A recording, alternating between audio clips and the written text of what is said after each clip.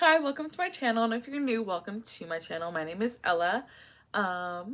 Today I'm going to be talking about surviving the holidays with your family, specifically, uh, you know, those family members, because we all have those family members. We all have them. So I figured through my years of building my toolbox with difficult family members, I figured I might share some of the things that I've learned from myself, my therapist, my siblings, my friends, different things they've learned to deal with those difficult family members, specifically around the holidays, because, that's when you typically have to see some more of those family members, especially if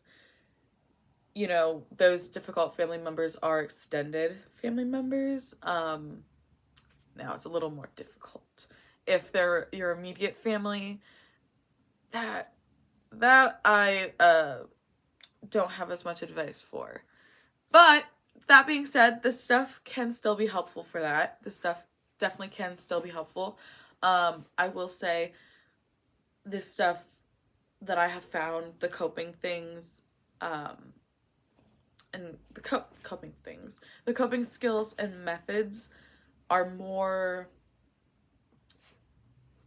what's the right word? Not circumstantial, but situational, momentary. Just to get you through the moment of being wherever you're at with whoever you're with. I'm gonna try to be a little fancy and do like transitions, timestamps, be a little actually edit my video. But we'll see how it actually comes out at the end. So I guess you'll see once we get into the video. So I guess without further ado, let's get into the video. Okay, so the first coping skill that I have is breathing and breathing techniques. Now before you click away, I know that is one of the most overused, taught by therapists, just breathe. Just do some deep breathing, deep breathing exercises. I know. Trust me. I was one of those people that were like, coping skills are a load of BS. They don't do anything. Coping skills are not meant to solve the problem. That was what I needed to realize. They are just meant to momentarily ease whatever you're feeling. So yes, breathing is not going to take away all your problems, but it might make whatever situation you're in, whatever, conversation you might be in, a little bit more manageable just until you can get to the next moment. Now, that being said, not just normal breathing, because obviously that's what keeps us alive. Anyway, some specific breathing techniques that you can do that I have found that have been helpful for me and have researched a little bit are obviously deep breathing, just making sure that you are getting all of the air into your lungs, especially if you are feeling really anxious, shaky, hyperventilating, panicky, in a fight or flight type of response. Deep breathing is a really good just base. Just breathing, just making sure that you're just fully getting all of the air into your lungs. And something that you can do to help with that is putting your hand under your your ribs and stuff and on your chest, so you can feel your lungs expanding. So I like to think of deep breathing as just a good base for any breathing technique, unless it's a shallow breathing technique. But usually I would recommend, it really just depends on the breathing technique, but anywhere from 2 to 5 second inhale, 4 to 8 second exhale. Because obviously you don't want to be hyperventilating yourself even more or making yourself dizzy from holding your breath. But another breathing technique is diaphragmatic breathing, and it's similar to deep breathing. But this one you more specifically lay on the ground. You can lay on the ground with like a pillow under your back, and you're gonna want, with your like head flat, sunglasses on my head are gonna fall off. And you're gonna honestly want to do the same thing that you did with the deep breathing, where you put your hand on your chest and then under your ribs, and just feeling it, your stomach, your diaphragm, your chest, your lungs, all of it, like fully inhaling with the air and then like exhaling with the air. But yeah, and really being mindful of feeling the air go into your lungs and your body. And that's the other thing that I found with coping skills is mindfulness is really important, because coping skills help you cope. But if you're only thinking about like the thing at hand, like let's say I was like have an anxiety attack, and I was trying to do like diaphragmatic breathing and trying to like do all of that, like the breathing in, trying to pay attention to it. But if I'm not actively paying attention to my breathing, actively paying attention to the air going in my body, and instead I'm just focusing on how fast my heart's beating, or how fast my mind is racing, or how much I'm shaking, I'm not gonna actually be focused on the breathe. You know what I mean? Like, it's important to make sure that even your subconscious mind is doing what you need to be doing. Not that it's easy to do, but it's sometimes, especially when you're in that state, it's hard to make sure that your brain is fully on the task of the coping skill, I guess. I don't know if that makes sense. But yeah.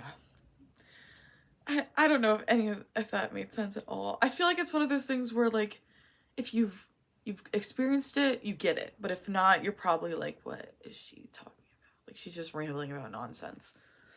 The other one is pursed lip breathing, and it's how it sounds. You're gonna inhale through your nose. Like most breathing techniques, you'll want to inhale through your nose and then out your mouth. But with the pursed lip breathing, you're gonna want to inhale through your nose for 2 seconds and then exhale through your mouth for 4 seconds with your lips pursed. So you're just gonna want to like repeat that.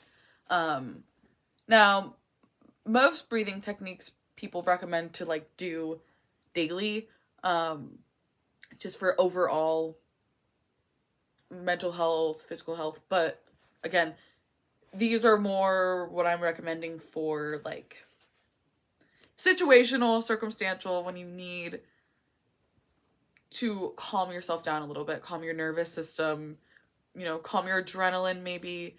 And breathing can also be good with that. I like to combine coping skills. I found that, usually one by itself does not do anything for me. Well, it doesn't do nothing for me. It's just, it does more impact when I combine coping skills. So those are really the only three, like, those are the three main breathing techniques that I would recommend. So I guess we're gonna go into the next little coping skill, which is another one that I like to combine with breathing, actually. So it's perfect. So let's get into that. Okay, so the second coping skill / technique for surviving the holidays is tapping. Now tapping is definitely more of a woo-woo technique, but one that has come out a lot more lately, and become a little bit more popular, because I really don't remember ever seeing it years ago or when I was younger. And it's something that my mom actually taught me, and I've now been having therapists teach me, or mental health professionals tell me about, and I've been like, oh yeah, I already knew about that. Like my mom already taught me that, not necessarily for mental health reasons, but just for like keeping my peace, you know, keeping my nervous system, you know, all of that at, you know, neutral. It also works with pressure points, so that's the other thing. So there are, though, a few specific places that you can do the tapping. Some of them are going to look more like you got to do it in the bathroom type thing if you're like around your family. But then other ones you can kind of do like, what's the right word? You can kind of do like to yourself without looking weird. If you're at like the dinner table and you are kind of like needing some relief but can't like get up, there are some of the tappings that you can do. So I'm gonna take these off. All right. So some of the places that you can do the tapping are going to be the eyebrows. So you can take like 2 fingers, 1 finger, you know, and you're gonna tap above your eyebrows just for like 30 seconds, 15 seconds. The other place is under your nose. And some of these places, especially on your body, might be sore, and that's because they are like, you know, pressure points. Some are where like lymph nodes are as well. So honestly, sometimes if it is sore also, it also means it needs tapping. The other place is the sides of the eyes. Under the eyes. This is one that I like to do. And then chin. Top of your head. The noise. Okay, and then your collarbone. This is another one that I do a lot.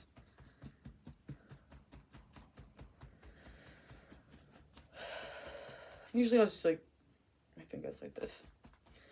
And then the other one is so like right about like here, where like bra line is, for like, or like you'll feel it, like it'll be tender. Like, and then also the edge of your hand. I personally, when I get anxious, I rub my hand, and I didn't know that that was like a spot for tapping. And so I feel like it probably works the same way, like rubbing, and so like makes sense to me. So I was like, oh, that's interesting. But yeah, so the side of your hand. And then I don't know that it's a tapping spot, but me personally, I like to tap my chest. It just it really helps regulate me. So yeah. It also, it's a sensory thing too, I think, at least for me, to help me like regulate, if I'm really anxious, stressed out, pissed off, triggered. The tapping can really help, because family can be difficult.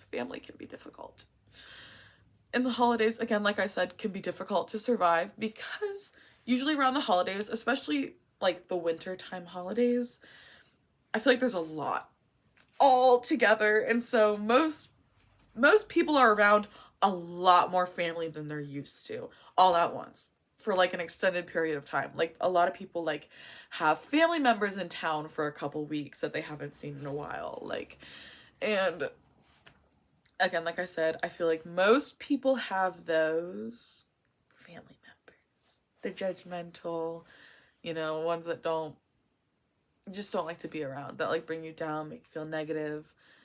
I guess now we can move into the third. Yeah,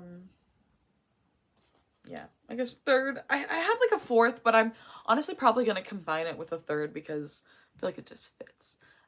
Coping skill. So let's go into that one. All right, so my third like set of coping skills is going to be like sensory stuff. Now by sensory I mean like gum, mints, essential oils, specifically ones like lavender, like ones for calming. Music. I know music for me is really, really, really helpful. Same for a lot of people that I know. And then this is the other thing that I like added, was gonna have as its own thing, but then added, but it's going outside. Because I was gonna have going for a walk, but I feel like it adds like the sensory, the going outside. But for me, a change of scenery can be so helpful, especially if I'm like at a family member's house that I'm feeling really stuffy in, or like trapped or uncomfortable. It can be a really nice change of pace, just breath of fresh air, literally, to go outside and just have a breather and just recollect myself. And also just a change of scenery is good in general for your mental health, especially if you are feeling not so great. Yeah. Those are probably all of the coping skills that I have. But I also wanted to share some reminders for people for over the holidays with their family members, because I feel like a lot of people have different pressures put on them by their family members. They have a lot of things that are said to them, or told to them growing up, that aren't always true or right. And so I just want to give you some reminders. And those reminders I have written behind me. So if I look like it's because I'm looking at my notebook. Don't judge me. Anyway, hold true to yourself, because even though these people are your family, doesn't equal who you are. Whatever they think does not define who you are either. Like, you're your own person. They're their own person. Yes, your family, but that doesn't automatically, like, mean you have to bend over. Just because they want you to do something that you don't agree with or you don't believe in. You don't have to bend over backwards just to please them, because they're your family. You don't owe anyone an explanation, especially if you don't want to give them an explanation. Again, just because they're your family doesn't mean they're owed your entire life story, or just owed the entire story of anything that's happened in your life, especially if you're an adult. You don't owe anyone an explanation, including your family. So if, let's say, so you had something happen with, I don't know, I'm gonna make up a hypothetical situation. Let's say you go to Thanksgiving, even though it's already passed, and you had a messy breakup, and your family's asking you about it, and they're like, well, we're your family, we deserve to know. It's not their business. That was your relationship. You don't owe them an explanation if you don't want to give them an explanation. And that doesn't make you a bad person or a selfish person, or, anything that they could say. It just means you respect your privacy and don't want to share. And as your family, they should be respecting that privacy, right? Anyway. Also, with that, you don't owe anyone an explanation. Only share what you want. You don't have to share everything with your family. You don't have to tell them everything. Even if they ask, you don't have to share everything. You can tell a half-truth. You can tell a little bit of the truth. Like, just because they're your family doesn't mean you have to explain yourself or share, like, something that you don't want to share or don't feel comfortable sharing. especially if it's a family member that makes you uncomfortable or makes you not feel safe.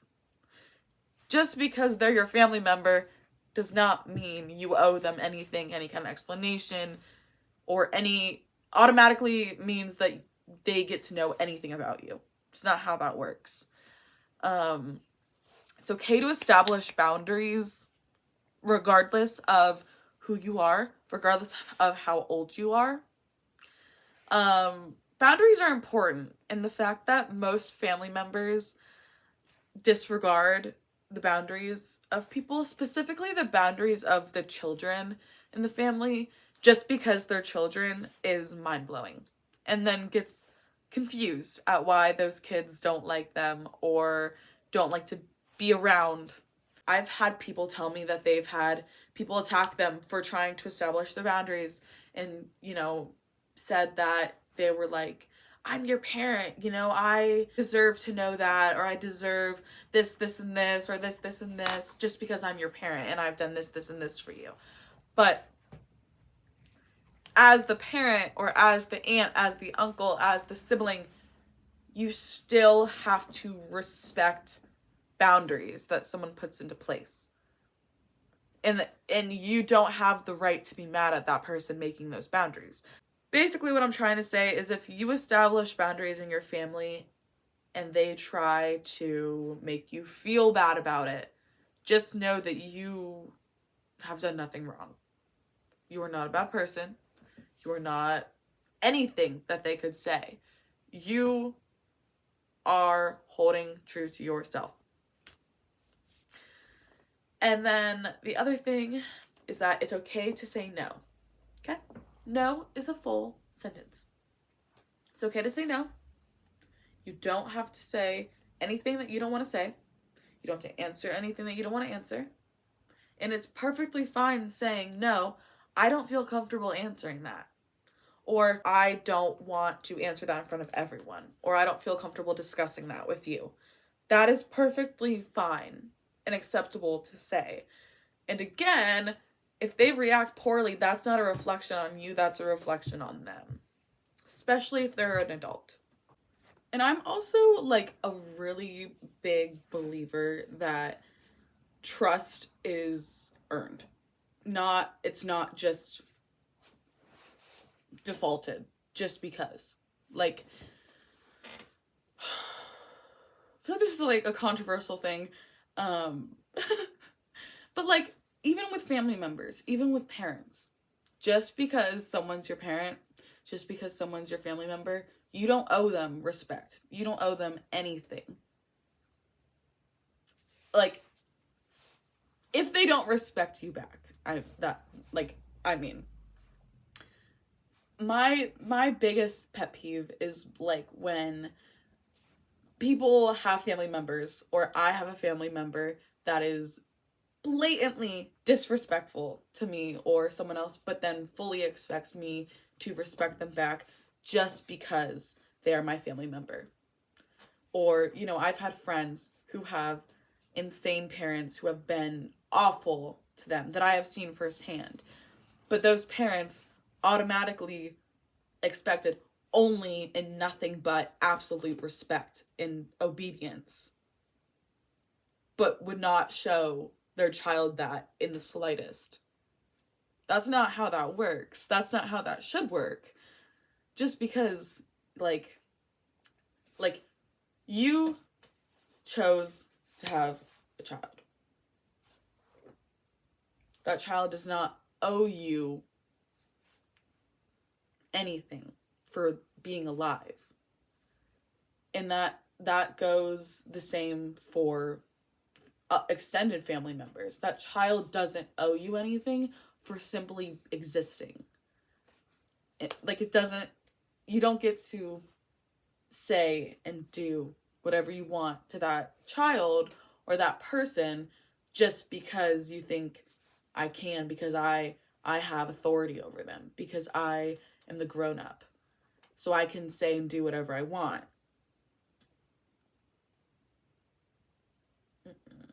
And yes,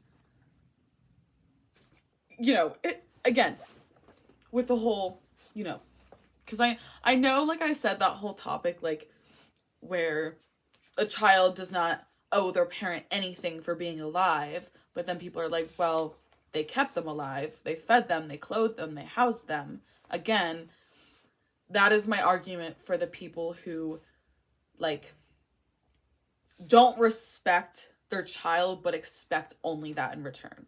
But not just, like, the people who have difficult kids, but, like, the people who abuse their kids or are just not good to their kids. Like, I'm sure you guys know the kind of people that I'm talking about. I don't know. Respect your parents, especially if they're good parents. Like, parents try their hardest. They do. But some people were not meant to be parents. And you can tell because they just don't care about their kids. But respect your parents. Love your parents, for real. But I don't know. I've always had a problem with people who are shitty to people who are not the same back to them, but then expect them to still be kind and respectful back. And unfortunately, most of the time, I do see it with, like, my friends or, you know, kids and their parents, like my friends and their parents, because kids are gonna be kids, and it's upsetting that is, like, the full narrative for a lot of families. I can do whatever I want to you and say whatever I want to you, but you can't do anything back to me or say anything back to me, because then you're disrespectful. Make it make sense. Children and anyone else in the family should be shown the exact same respect that you would want to be shown as that family member. I don't know. So that's also, like, my other thing, because I know that some people are like, well, I can't just say things to this person because they're my family, or they're my aunt, or they're my dad, or they're my, you know, this person. And I understand that. I do understand that some people don't have the ability to just have or establish boundaries in their family, or say no, or, you know, not answer questions. I do acknowledge that some people don't have that luxury almost without it getting messy for them. And so that's also why I wanted to share the additional coping skills for those times that you can't maybe stand up for yourself or speak up. So you can go in the bathroom and do some tapping or breathing, or go for a walk, or listen to music and remind yourself of who you are just for a second, to get yourself away from whatever situation you were in with your family. Just to give you a little peace and remind you of who you are when you're not with your family. The same can be said for, like, I'm trying to figure out how to say this without getting yelled at on the internet. You know, like, sometimes a person in a position of power will expect respect just because of something they've done.